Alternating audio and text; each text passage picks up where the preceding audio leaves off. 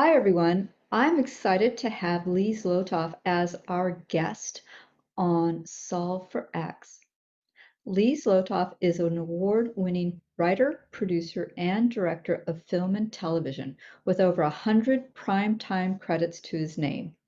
Among his most notable creation is the iconic MacGyver TV series that has continued to run around the world for over 30 years since its debut in 1985 and is back in a new MacGyver reboot series on CBS, currently going into its fifth season. Lee is also a recipient of the coveted Audience Award from the Sundance Film Festival for his film The Spitfire Grill, which has gone on to become a highly successful musical. So welcome, Lee. Hi, Margarita. Good to see you. Yeah, I'm trying to remember the first time, well, I know the first time we met, but I can't remember what year now. It's been a number of years. Oh, I'm Um, guessing it's at least 10 years, if not more. So, but yeah, it's been a while. And I know we met at USC, yep. um, and it was part of the Alliance for Peace Building. And I remember flying down there because it took me a while to get there. Um, it's sort of like it was a short distance, but in LA, every short distance takes a long time. Anyway, I eventually got there, and you were there, and some other people, and it was this interesting conversation where Alliance for Peace Building was reaching out to Hollywood, right? And having the conversation about the power of story with relation to peace building. And I think we were there, and I remember tossing my business card out to you because you had said something that was super compelling to me. And I had that moment of like, I need to know this guy, and we need to figure out something we can do together. That's correct. Yes. I was about 2/3 of the way through my talk, whatever it was, because we were going around the table and everybody was saying who they were and what they were about and how they looked at this subject. And about 2/3 of the way through it, you just literally flung your card across the table and said, "We got to do something together." I went, "Okay." So, That's here right. we are. So, That's right. And then I had you come up to Stanford and you gave a keynote for PeaceX on storytelling, yep. and it's gone on from there. We've talked about a lot of different things. So if we could recreate some of that conversation from that day. Sure. um, I remember that you made this really compelling point that really stuck with me about the difference between fiction and nonfiction. And, part of this conversation and that as I'm talking to people as we're solving for X is like how storytelling can be a really powerful tool to help us understand a problem and how to solve a problem. Well, let's start with just the concept of story, because that's really where it all begins. And my premise was that humans are a narrative species. And what I mean by that is every other species that we know of, plants, animals, believe it or not, even rocks have a way of communicating. But as far as we know, no other species other than humans actually tells stories. Bees dance where the honey is, but none of the bees say, "Hey, what if I were the queen for a change?" Whales obviously sing across vast distances in the ocean, but as far as we know, none of the whales say, "Hey, suppose I was the captain of that ship that's up above me." We're the only species we know of that tells stories. And if you think about it, even for a short period of time, all human experience is understood in the form of stories. So every product you buy really has a story embedded in it. I mean, let's face it, there are something like 10,000 models of cars in the world. Okay, now a car is basically four wheels and an engine, right? why would we need 10,000 models of these? You know, you could have a big one, you could have a medium one, a little one, a truck. Why do you need 10,000 models of cars? And the answer is, well, if you're going to invest that kind of money in something, you need to sort of buy into a story. So love is a Subaru, you know, a BMW, the ultimate driving machine. I don't know about a lot about machines or about love, but I'm pretty sure love is not a Subaru, but you understand the concept, which is, why do you choose one car over another? Why do you choose one piece of clothing over another? Why do you choose one iPhone or, you know, cell phone over another? They all do the same thing pretty much, but I'm an Apple person. I'm an Android person. It's like, really, it doesn't really make any difference. But in order for you to buy those things, one or the other, you have to buy into a story. And the same is true of every political movement, every spiritual movement, every religious movement, every relationship you're in. You meet someone and you think, oh, I'm going to fall in love and we're going to get married and whatever, but you're writing that story now. Sometimes the story works out the way you want, sometimes it doesn't, and the story changes. But the fact is, we are constantly creating stories. And I can prove this to you very, very quickly. Every night, every one of us dreams. Actually, we dream 4 or 5 times a night. This science has proven, okay? We call it REM sleep, rapid eye movement sleep. And every one of those dreams, whether you remember them or not, sometimes you do, sometimes you don't, but every one of those dreams is actually in story form. Now, they may be bizarre. Oh, I'm on a plane, and then it becomes a ship, and then it's a house, and I'm with my family, but then I'm with my girlfriend or boyfriend. And okay, they may seem wild, but they're all in story form. And I would say that's because the way we process all information, stimuli, is to say, what is the story here? So if you want to change anything in the world, whether it's yourself, a business, you name it, the first thing you have to change is the story. And if you get enough people to essentially embrace or buy into that story, you've changed the world, okay? Oh, whether it's a religion, oh, there's this figure called Jesus Christ, okay, who apparently can do miracles and rose from the dead, and enough people say, yeah, I'll buy into that story, and then you have the Catholic Church, you know, and for it's good and it's ill, whatever it is, but billions of people have bought into that story, and consequently, it's a religion. So everything is a story, and so anything you want to change, the first question you have to ask yourself is, what is the new story I'm trying to tell? Now, when it comes to fiction or nonfiction, it's curious, but you would think, well, a nonfiction story is about the truth, okay? And so the best way to get people to change their way of thinking is to sort of tell them a new truth. And ironically, it's usually the case that fiction is more effective in changing the way people think than nonfiction. So again, how can I prove that? So on any given day on Amazon, 70% of the books that are bought are fiction books, and only 30% are nonfiction books.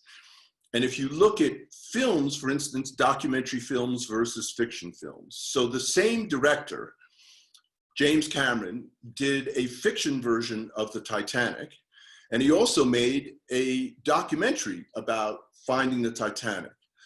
The fiction movie made over $2 billion. The documentary made $17.5 million. Another example,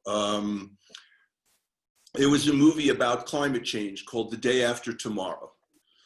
I think it was a Roland Emmerich film, and it grossed $550 million. And it in part inspired the documentary called An Inconvenient Truth that Al Gore was involved in, which was one of the most successful documentaries in the world. I think one of the top 10 most successful documentaries. It grossed $50 million. So 10 times more people were interested in that information fiction form than they were in a nonfiction form, okay? And you say, well, wait a minute, why would that be? Well, the answer is, if someone says, I'm going to tell you a true story, immediately a critical function of yours kicks in.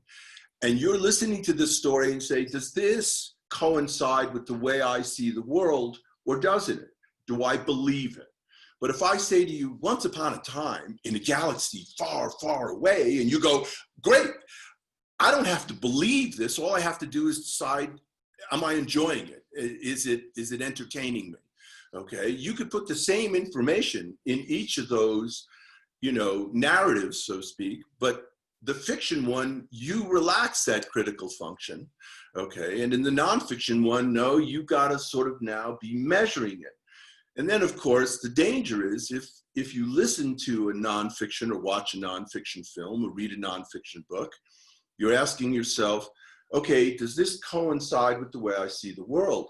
And if it doesn't coincide with the way I see the world, then you think, oh man, now I have to change the way I think about things. And that may mean I have to change the way I behave or act about things. And the fact is, for all that change, for all that we love change, we want everybody else to change. We don't want to have to change. We think we're perfect, right? It's like, I'm done. I know everything there is to know about what I like and what I don't like. So if you come along and say, well, Margarita, I'm going to tell you a story. It's going to change the way you think about the world, and it may have to change your behavior. You're going to go, damn, I don't want that. So fiction, once upon a time, tell me a story, just entertain me. Anyway. Yeah, I'm always struck by that because certainly I come from the engineering technical side, and so we get rewarded for, or we get gratification for being smart, right? So because we're smart, we can figure things out. We can do the math. But when we interact with non-engineers, non-technical people, it's they find our technical competency to be intimidating. And I think that I'm also curious in terms of the power dynamic in fiction versus nonfiction, because I suspect, as I think about what you're saying, is that when we present people with a lot of data and a lot of facts, if they're not knowledgeable about it, it could be very intimidating. And then they're not sure, if are they knowledgeable enough to interpret it? And are they getting fooled, right? And so there might be a defensive shield that goes up with Right. good reason. Yep. Whereas with fiction, it's not as threatening. Not only that, but fiction, certainly any successful fiction, and this is certainly also true of documentary films, but fiction has a clear emotional component, okay? And as much as we like to think of ourselves as rational beings, so I make my decisions based on rational information, and the truth is, the vast majority, if not almost all of your choices are made on emotional things, be they underlying, preferences or prejudices or whatever. And I'll give you a perfect example. So they go to the city council and they say, look, man, there seems to be, by data, a lot of accidents at this particular intersection. We should get a traffic light there. I mean, it's just, and people go, well, maybe not. How much is it going to cost? And this, and then we argue. When a little boy gets hit and hurt at that intersection, suddenly the community has a story that immediately triggers an emotional response, and they go, we got to stop arguing. We need a traffic light at that intersection, because you imagine that little boy getting hit by the car and you think that's terrible. We have to fix this. So most of what drives people ultimately, and I think Daniel Kahneman, wrote a Nobel Award-winning book based on this, which was, people in the stock market, they think their choices are all rational, and the truth is their choices are really irrational. And they make those choices, and then they find a way to rationalize it by saying, oh, just look at the data, and you go, yeah, but the data can say whatever you want the data to say. We know this now.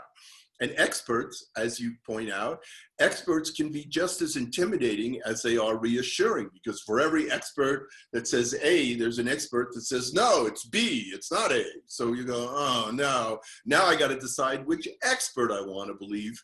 What a headache, right? So if you can connect on some emotional level, politically, spiritually, religiously, even in selling something. This is why they use, sex to sell so many things, because that's a primal emotional response. I love sex. You mean if I don't use this deodorant, I will never find a happy life? Yep, that's what we're telling you, buddy. You got to go out there and buy this deodorant. Otherwise, you will never get laid. Okay, so great. It's all about triggering that emotional response, not really a rational response. They're actually trying to go right past your rational mind to that kind of emotional place, because that's really where we humans buy into a story and then act based on that story. So I'm curious, one of the things that you and I have been talking about on and off, and we've been, I talked to Rajesh Chandra on an earlier recording about narrative prototyping and how, when we think about innovation, we tend to think about, oh, we're going to invent, here my prop, because I love these AirPods Pro. My God, they're amazing. The noise canceling is just like wonderful. And as people come to listen to it, they will know that I love the click of the case, because it's got a nice heft and all that. But before you even get to the point of building something like this or getting the funding to innovate, you have to sell people on it. And so one of the things I'm coming to realize is how storytelling and narrative prototyping can be a powerful prerequisite before you actually do some sort of physical innovation or digital innovation. I'm curious, because you come from, entertainment and writing and producing and directing, how the creative process of, because it's expensive to put to create a film. It's millions of dollars, and likewise a television show and so on. So how do you prototype a concept in such a way that people go like, yeah, and what's the iterative process as you're prototyping through this storytelling, through this narrative? So in order to sell anything in Hollywood, and I think this has applications obviously in business and in technology, you have to create this bizarre paradox when you literally sit in front of executives and pitch them a movie, a TV series, whatever, okay? And that paradox is, on the one hand, what you're presenting them is totally new, totally fresh, utterly original, so forth and so on. And at the same time, every time it was tried in the past, it was wildly successful. So on the one hand, it's like it's completely new and it's always worked before. Now, that doesn't seem to make any sense, because those seem diametrically opposed. How can it be completely new if it always worked before? But that is, in fact, the moment you are trying to get them to buy into. So frequently, when you sell something, you look for analogs. Oh, it's Hello Kitty meets Darth Vader. And you go, oh, okay, I know what those two things are. Cool, you put them together.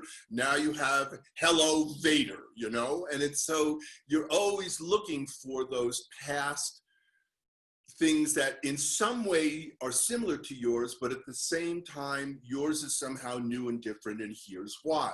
Okay, so sometimes it's like this, it's Star Wars, only more about comedy. So we have Spaceballs, okay? It's that way of using what were existing things that people know, and then trying to say, now here's how we innovate. Oh, okay, so here's Uber, great. Everybody knows what taxis are. Everybody knows how that system works. We are gonna find a way to do that now using technology where anybody can be a taxi driver.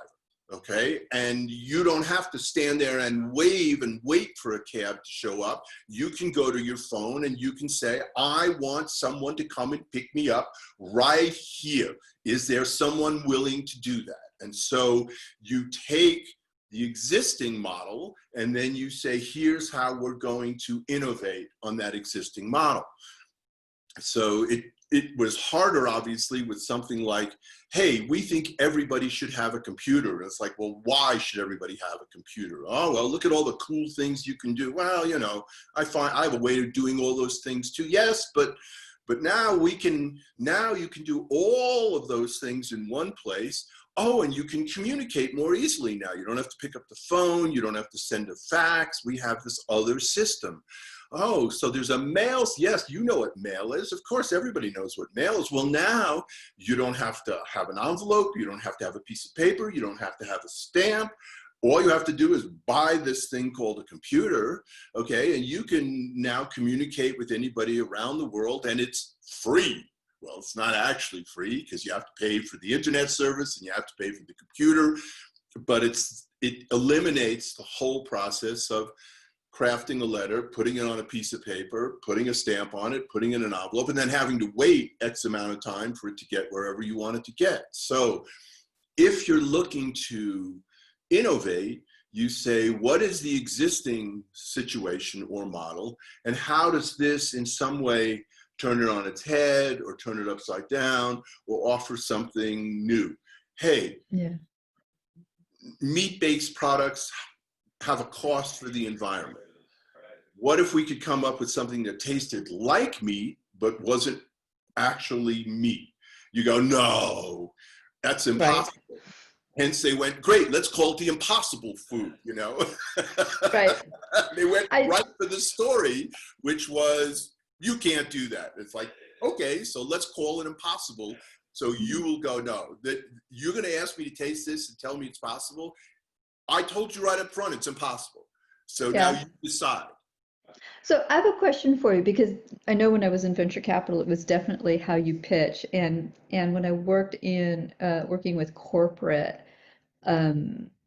in corporate environments where they want to innovate, and certainly they have the paradox of, we want to be absolutely new, but it's got to be just like what we did before, and you have to show me that it was successful, but I want it new. And I'd be going like, oh, but you raise a really good point, that you have to like reach back and say, this is like something that's very familiar, but there's a twist. And if you have, it's sort of like this balance between what's familiar and what's novel. Right. And you have to find that sweet spot. And every once in a while, someone comes along, like a Steve Jobs in technology, that says, you know what you want is, you want 2,000 songs in your pocket. And you go, I do. I didn't know that I wanted it. In the creation of the iPod and iTunes. But in Hollywood, every once in a while, someone does do something that breaks the paradigm, or does it really? Like if you look at like Christopher Nolan's Inception, I was thinking about it in terms of how you watch it and you go like, wow, this is really creative. And but what was familiar about that film? I mean, how did that, like, this is like, you know, something that's been successful before, but then he was able to add this new twist that then became this new standard for like how to, like, especially I guess the cinematography was particularly compelling, and just the imagery. So how do you do that? Yeah, the answer is in Christopher Nolan's particular case, with films like Memento and Inception, he went, I'm going to play with the structure of narrative itself, where you think a story has a beginning, middle, and end. Well, guess what? Suppose this story goes inside another story, and then this story goes inside another. I mean, Inception was always about entering a dream. If we can go deep enough into this person's dream state, we can actually change their belief about something. And then when they come out, they'll behave differently rather than the way they thought they were going to behave. And it became sort of like this very intricate set of Russian dolls where they, you know, one fits inside the other. And at some point you almost needed a notepad to figure out, well, wait, which dream am I in now? This is the dream where the car's going off the back of the Brit. No, this is the dream where, you know, but it was kind of virtuoso. But so he said, I'm going to literally take the typical structure of a story and I'm going to find ways to sort of play with that, manipulate it, turn it inside out, turn it upside down. Now, other people have tried that. And sometimes, you know, the audience went, I have no idea what's going on. I could care less. You have to be deft in the way you do that so that you are simultaneously holding the audience's interest and attention, and they're playing the game with you. So a short way of saying it was he gamified a story. So you knew there's this game, and then there's this part of the game, and then there's another part of the game. And at a certain point, you almost got lost, which was half the fun of it. Where am I really, and what is really true? And I'm not sure anymore. And that was kind of, but it was fundamentally a thriller, as was Memento. You know, I mean, I have to kill somebody or someone's going to try and kill me. Pretty basic movie stuff, you know. Same thing with Inception. Here's this corporate guy, we got to change the way he thinks about something. But instead of, you know, simply drugging him, we're going to knock him out, enter into his dream, and then more dreams and more dreams and more dreams. So it's kind of a caper. It was very much a caper movie. There's no question about it. Right, because usually with capers, there's some sort of sleight of hand or deception or something. Right. But instead of doing it in the physical world, you went into the interior. So if he was pitching it, he's going to look, I'm going to do a caper. Got it. Got the rich guy. We're trying to do this, manipulate him to do something that he didn't want to do. Got it. Like all these other movies, except here's the twist. Right. And they go, yeah, what's the twist? Instead of doing it like, you know, like Ocean's 11, we're going to get inside this guy's head. Really? How are you going to do it? Ooh, that's interesting, right? So then that goes to it's familiar. We know the genre of a caper film, and they make money and they have a certain structure and format, but here's the twist. Right. And part of what enabled him to make Inception was that he did the Batman movies, and they did so well that they went, okay, if he wants to try something crazy, we'll roll the dice with him because he's made us all this money here. We don't want to disappoint this filmmaker. We want him to make more superhero movies for us. So yeah. Go ahead. And of course, you know, it too turned out to be very successful. So consequently, he gets to do more movies, and apparently has a movie coming out called Tenet, which is another one of those weird time moves forwards and backwards at the same time. Right. So okay. So you just said something that I just finally connected the dots on, which is one is, in order to be able to so he's kind of he's influencing people in his world, right? But the license to innovate comes first in demonstrating that you can execute on conventional stuff, right? So you say, look, this is a insight for entrepreneurs. It's like, this is where your track record becomes relevant. It's like, can you just consistently show up and make things happen and show that you can be successful in that and these are the metrics in whatever that case is, if it's social impact, if it's money, if it's whatever, units sold, depending upon who the audience is and the KPIs that they care about. If you can demonstrate that and you can do that for them, then you can, from that, you have the credibility and the base to say, you know what, I'm going to do something a little bit different. Right. And then they'll say, okay, we'll do it. But if you come in and you haven't established that with them, they're not going to, for someone to take the risk on you, that's a pretty big leap. Yes. Well, so generally, if you're a beginner just starting out, and you go, I've got this crazy, brilliant, kick-ass idea. If you go to a venture capital firm or whoever, your friends, your family, whatever it is, invariably somebody's going to say, why don't we partner you with someone who has a lot of experience in developing these things. This person has worked in this company and brought this thing to market. They've worked for that, you know, they work for Microsoft or Google or Facebook, and they know this process. We think your idea is exciting, okay?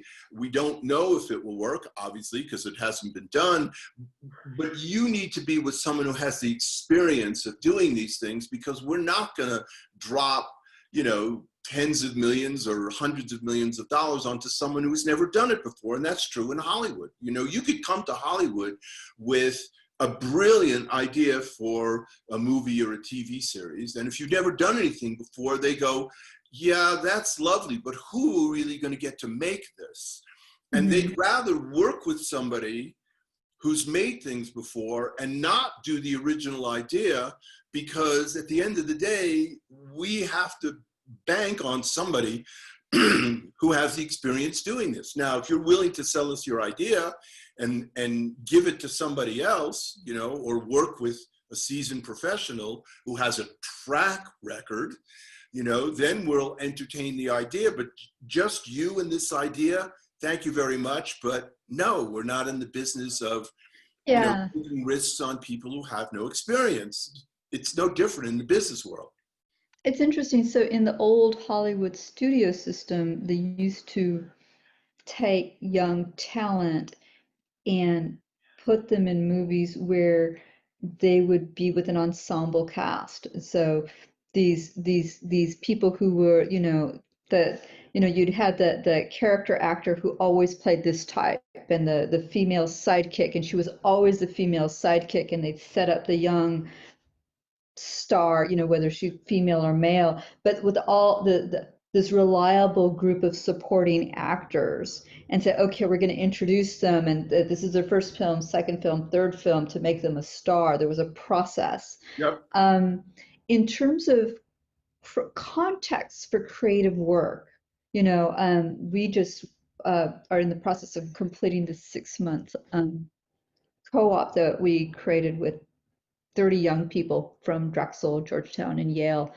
And part of, you know, as we stumbled into this, as we were co-creating this, was thinking really hard about culture, and how do you develop a culture that may be temporary. It may be only for 6 months. And I was thinking about, in entertainment, you have all these people who come together.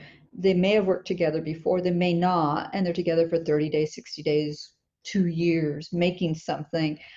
How do you, as a leader, as a director or producer, what is your task in bringing all these people together and getting them not only to communicate, but to cooperate and collaborate and innovate, so you can build something great? What is your thinking and process, and how do you do that? So there are sort of two aspects to that.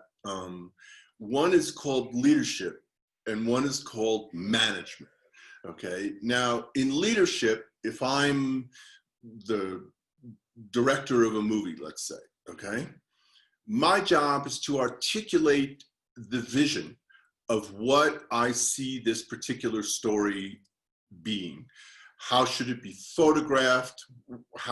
What's the tone? What's the pace? You know, who are these characters? And literally you articulate that constantly on a moment-to-moment basis. The famous director, John Hughes, who unfortunately passed some time ago, but did all those great movies, 16 Candles, you know, St. Elmo's Fire, Breakfast Club. Okay, this is a story I was told. I don't know how true it is, but he took one of those counters, you know, those little things where you click and it counts, okay? And he wanted to see how many decisions he made literally in a day. You know, was that take good, Mr. Hughes? Did you want the camera angle over here? Did you want me to pan faster? Whatever it was. You know, what's the shot? How is the lighting?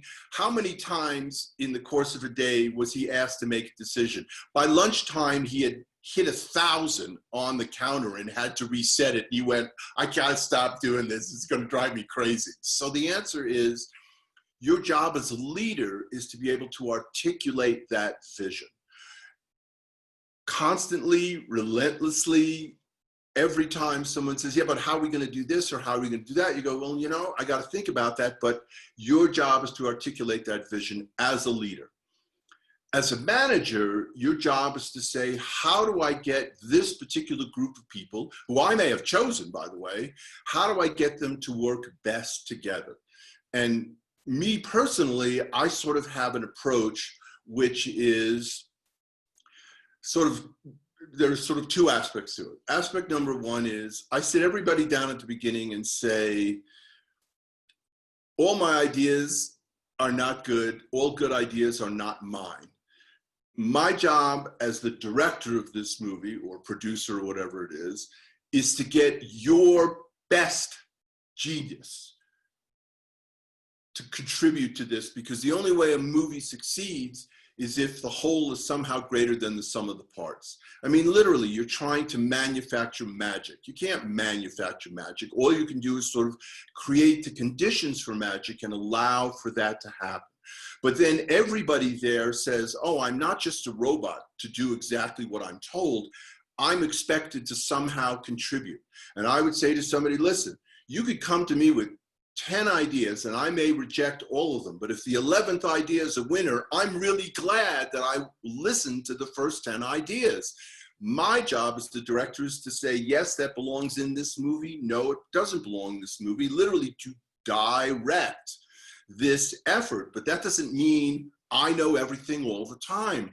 And I don't care if you're a costumer, you come in and say, hey, I have a great idea for a setting, or it shouldn't take place in the candy store. It should take place in the closet. Okay, why? And well, here's why. And you go, you know what? You're a costumer, but that's a great idea. We should shoot this in the closet, not in the candy store. It's like, I don't care where a good idea comes from. The titles on the movie don't say directed by Lee Zlotoff, some good ideas from the costume designer. You know, it doesn't work that way. It's like, my job is to just get everybody's best contribution and then decide, does it serve the vision that as a leader I've been articulating? And then the other side of that is the dance between preparedness and spontaneity. So when I walk on a set in the morning, I have a plan for how to shoot everything in that day. I have it nailed down, shot for shot, where I think the camera should be, what I think the actors should do. And because I have that plan in the back of my head, often I have it written down on my script, I walk in and I can afford to be completely spontaneous, because I know if things start to go off the rails, we just go back to my plan. But then I would say, okay, cameraman, your job is to make beautiful pictures. How would you shoot this scene? Actor, let's try it. Where do you want to go? How do you want to move around? Do you want to walk over here and sit? Do you want to stand? Do you want to just drop on the floor? What do you want to do? What is this scene telling you to do? And I let everybody just kind of see where this all can go. And as I say, if I see it's not going the way that I think it should, I go, okay, stop. Camera goes over there. You're going to enter from here. You're going to say this line from there, because I have that plan. But because I have that plan, because I know if I have to, we can do that, I can afford to be completely spontaneous. And more often than not, I never use my plan, because they all have great ideas. And I go, you know that? I was going to put the camera over here. You put the camera way up here. That's brilliant. You know, let's do that. Two things happen. The product is better because I'm allowing all these ideas to flow in, number one. And number two, everybody in the enterprise feels like they own it on some level. It's not just me telling everybody what to do. It's saying, play in the sandbox. Let's make a beautiful sandcastle. I can't do it all by myself anyway. So it's your play, it's your sandbox too. And then they become a citizen of the project and they own it in some way. And consequently, I've been very successful because I allow everybody to contribute in the way that they would like to. You know? Sometimes you have to fire people because they don't do their jobs. I get that, you know. I'm not saying it's, you know, it's la la land, but as a working approach, I found it's very effective because most people would rather feel part of something and contribute to something than simply be a cog in a machine, do what they're told, don't open your mouth except when spoken to. It's like, nobody wants to do that. So